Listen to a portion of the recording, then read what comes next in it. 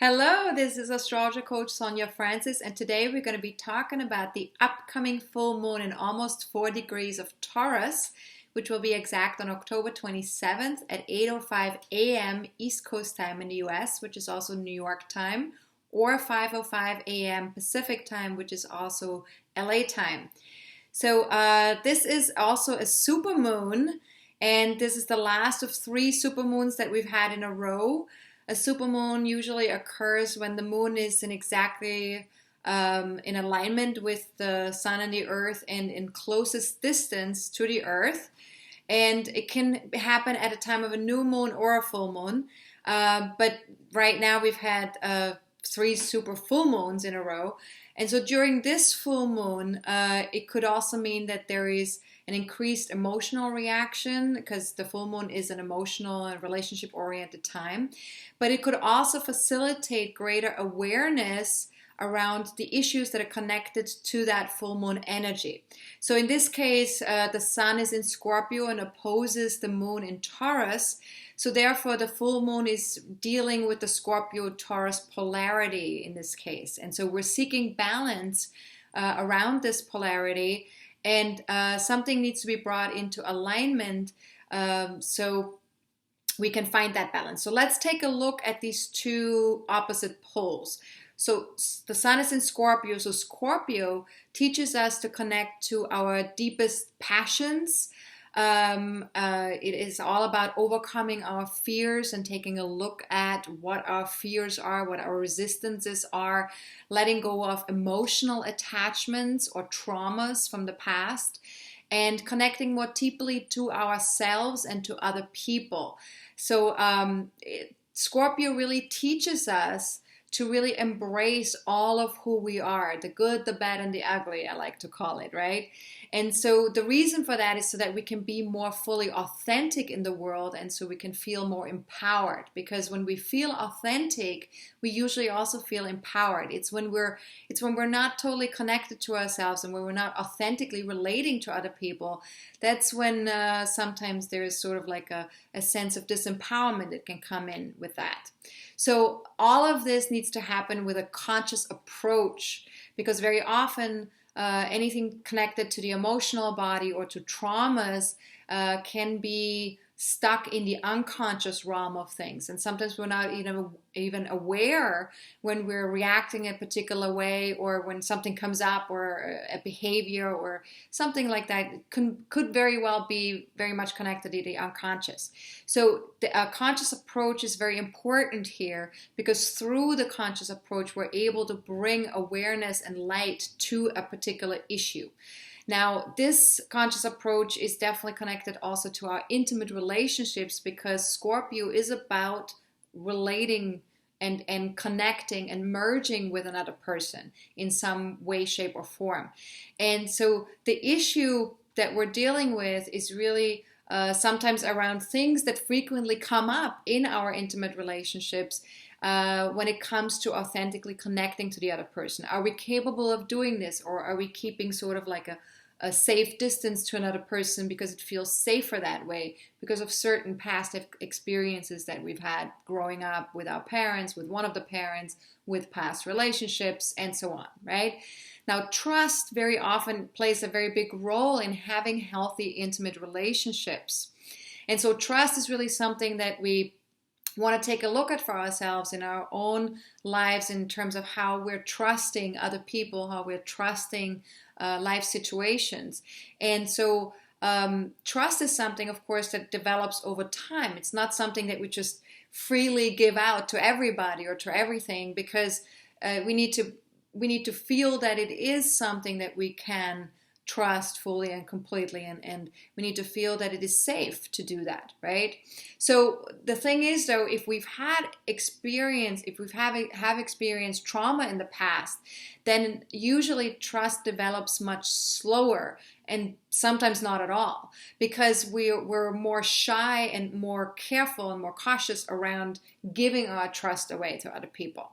So that's something to take a look at, and to know that trust is something that's really a very basic foundation that we need to have with another person in order to build a lasting relationship. So to take a look at how can we develop trust with ourselves, how can we develop trust with other people? Because actually also sometimes there's a lack of trust with ourselves too that can happen if we've had traumatic experiences in our relationships. So we need to look at it from both angles. Now, transcending trauma means that we can gain inner strength and wisdom. But it can take time, so it's not something that can be rushed. And even if we understand what the trauma was on an intellectual level with our mind, it doesn't mean that we can necessarily process through it as quickly as the mind can understand it. There is sort of like it takes a lot longer on the emotional plane to really process something and to have a recovery with a trauma in that way. Mental processing can happen much faster, and this is something that we really have to consider when we're going through a recovery process with certain traumas in our lives. So the other thing is, though, of course, if we don't start that process at all, if we're not willing to really go into that emotional place and to really process through it on an emotional level, then we can really get stuck in projections towards other people, in blaming other people, and therefore also then very often feeling disempowered in our relationships or in life. So awareness is really, really an important part of all of this. And awareness by itself is not necessarily what helps shift things. So awareness in combination with really embracing, accepting, and loving what we have become aware of, that is really key. And that's really the only way to move towards empowerment with ourselves in our lives and with other people in our relationships. So let's look at the other pole of this balancing act, which is Taurus, right? So Taurus seeks a really healthy relationship with the physical world. So Scorpio was all about the emotional, authentic emotional connections, and Taurus is very much about a healthy relationship with the physical world, which includes our physical body, the planet that we live on, the resources that we have, whether that's planetary resources or our own personal resources that we have in life. Money is one of those resources, right? But then also, what do we value? Taurus is very much about our highest values. So we really learn about the power of beauty through Taurus and what makes us happy on a physical level, what feels good on a physical level, touch and taste and seeing and hearing, what feels good to us. And with Taurus, we also develop our talents and our sense of self-worth. And we can really discover and manifest what we truly want on this physical plane, right? Now, a healthy sense of self-worth is really critical with this, because without it, there's a lot of distortion that can happen. Now, sometimes the distortion can happen with money or material possessions, but those things cannot really substitute for a really healthy self or sense worth. So things that you can ask yourself with the Taurus energy is, what matters most to me? What makes me happy? What makes me truly happy? Not what is it that I think can create, more happiness in my life, but what is actually making me more happy right here, right now. Right? So some of us are really overly focused on the material side of life, while others are mainly focused on more the spiritual aspects of life and mightn't really grasp their real worth on the material plane, right? And so what we need to do here is we need to really have to ask ourselves, do we know what money means to us? Do we know? Do we have a hard time asking for money for ourselves, or knowing what we have in our bank account, for example? Where do you fall on this spectrum here? Where do you fall on the realm of like focusing too much on the physical and maybe not focusing enough on the physical, right? Where do you fall there? And what if you changed your point of view towards the physical world by just 5%, whichever way you need to go, right? Just ask yourself that. And what is in the way of you honoring your gifts, talents, and feeling confident in the world. What is in the way? What is keeping you from really getting connected to those talents that are already yours, that you don't even need to develop anymore? Like, they're just there, the resources that you have already, and feeling confident about that in the world. So that's the other pole of the, where we need to find our balance, the physical and the emotional. Now, there are other things that are connected to this full moon that are worth mentioning, which is that Venus is in alignment with Jupiter and Mars in Virgo at the time of the full moon, and is also opposing Chiron in Pisces. So what does that mean? Venus is the ruler of Taurus, and it's asking us to connect to our masculine, feminine energies more fully in a more balanced way, and expand our views around love, abundance, and relating in the world. So we are really getting a chance here to really move beyond what we've known for ourselves in the past in relationship to all these things.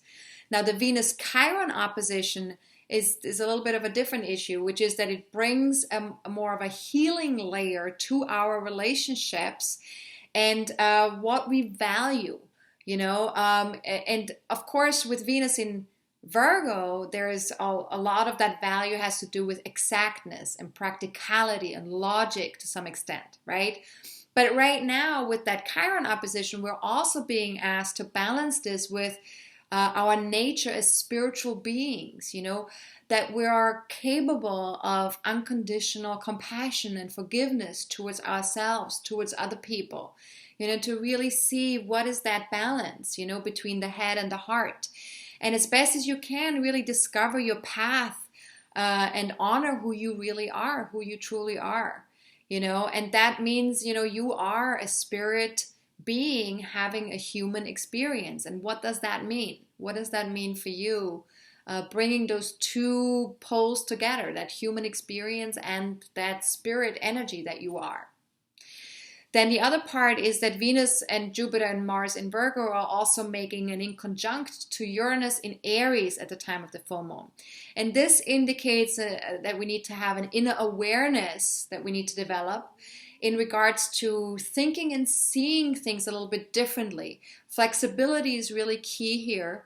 And it really calls out for some kind of an adjustment. So you can ask yourself, what needs to be adjusted in my life right now, and what needs to be put right? Where do I see something different, or think about something in a different way that I now know I need to make sort of like an inner adjustment there.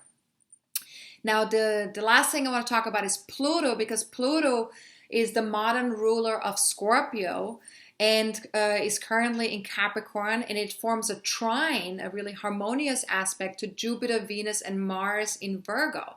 So this is a very, very powerful combo here, and it really asks us to be completely honest with ourselves and other people about our intentions and motivations that we have, especially around long-term goals that we're creating currently, whether that's career or whether that's long-term goals that we have with other people in our relationships. So it really suggests that each one of us, has the power to make a difference in the world, that we all have, something in us that we feel passionate about and that we can now bring forth. So we just need to seize the moment and courageously move forward to just kind of like go after what it is that we want to create long term.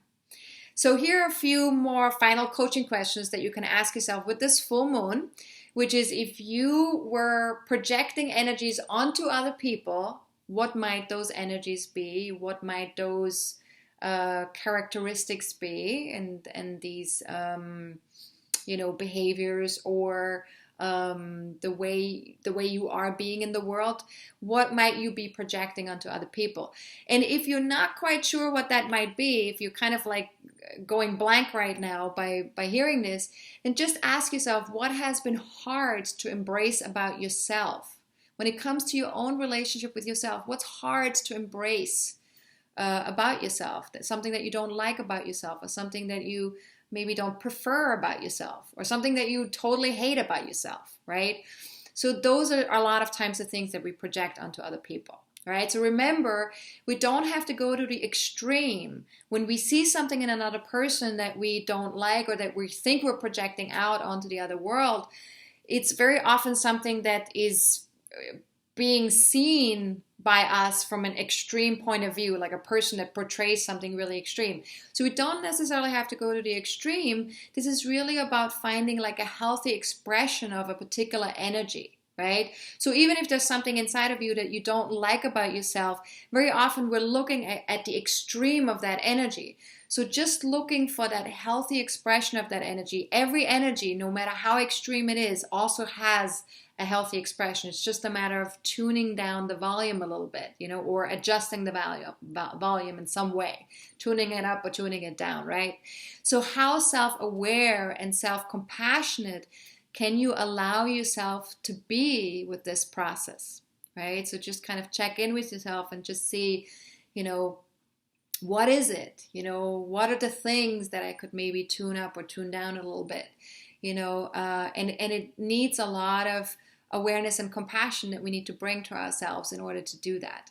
Now, if you do have an ascendant, career point, or any personal planets in 1 to 6 degrees of Taurus, Scorpio, Aquarius, or Leo, then you certainly are going to feel this full moon more strongly than other people. But even if you don't have personal planets or placements in those degrees and signs, the house placement of the sun and the moon placement in your natal chart is just equally as important. So take a look at what areas of life the transiting sun and moon fall into, and then you can see where this full moon is going to play out for you, where you're looking for balance in your own life. Now, if that sounds a little bit like Chinese, what I just said, then feel free to watch my video on how to read your birth chart. I will explain in that video a little bit how to use my video and my weekly forecasts to apply to your birth chart or to your natal chart, right? So just, if you can't find that video on YouTube or on my website, just email us at info@astrologercoach.com and just put recording in the subject line, and then my assistant will email you that link with some handouts as well. And you can watch that and hopefully get more of an understanding of how to use my videos and my weekly forecasts in that way. Now, I have one announcement that I want to make, which is I have a deal of the month for November. For the month of November, I have a deal to offer. And the deal is that if you are an astrology student, or you want to have a deeper understanding of astrology, even if you have never really looked into it more fully, but you're just curious and you want to just understand it a little bit better, I offer online astrology courses that you can watch in your own time. And you can learn at your own pace and still receive full support while you're watching these. Then you can check out that I have 5 soul-based astrology courses that I have recorded and that I offer at a discount currently, a 50% discount from the original fee that I started out as. And so these 5 courses are a total of 25 classes.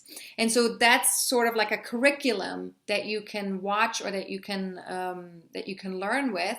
And it's called the Soul-Based Astrology Curriculum. And it was originally offered at $1,200 to do the whole 5 courses. And for the month of November, I'm going to be offering this whole curriculum at only $573. So that's a really great price. If you are interested, definitely take advantage of that, because that's a really good fee. Now, if you are more interested in getting more information on a daily basis with astrology, feel free to join me on Twitter or on my Facebook fan page. I post daily what's going on, astrologically speaking, so you can always stay in alignment with all these energies. If you want to have a longer look ahead, there are weekly forecasts that you can get even via email.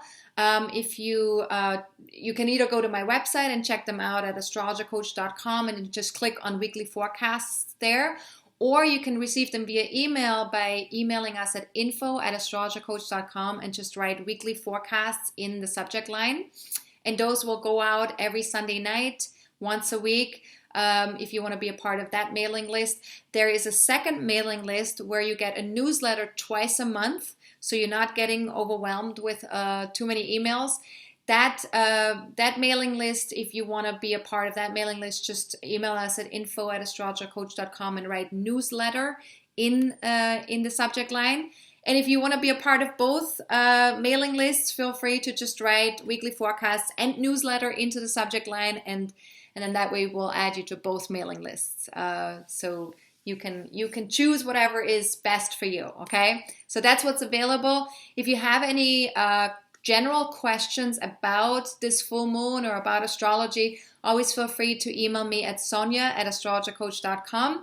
If it is a personal question that requires of me to pull up your birth chart, I will ask you to book a reading just to honor my time and to also make sure that I can answer your question fully and completely, because I think that is important as well. And if you want to book a reading, you can always go to my website at astrologercoach.com and just click on services, and you will get to the page where all of my services are listed, and there's lots of different goodies, so feel free to check it out and see what's there and what's the best fit for you at this time. All right, so have a fantastic full moon. This is Astrologer Coach Sonja Francis. Goodbye.